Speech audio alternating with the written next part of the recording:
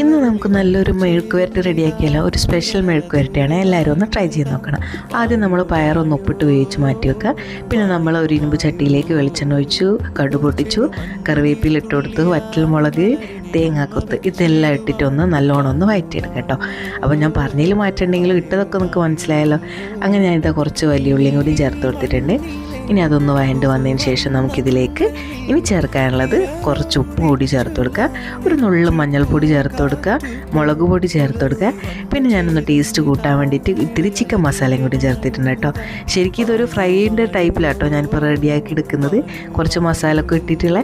അങ്ങനെ ഞാൻ ഇതാ കുറച്ച് തക്കാളിയും കൂടി ചേർത്തിട്ട് നമ്മൾ നേരത്തെ വേവിച്ച് വെച്ച് നമ്മളെ പയർ ചേർത്ത് കൊടുക്കുക കേട്ടോ.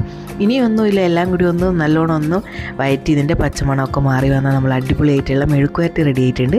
എല്ലാവരും ഒന്ന് ട്രൈ ചെയ്ത് നോക്കണം കേട്ടോ.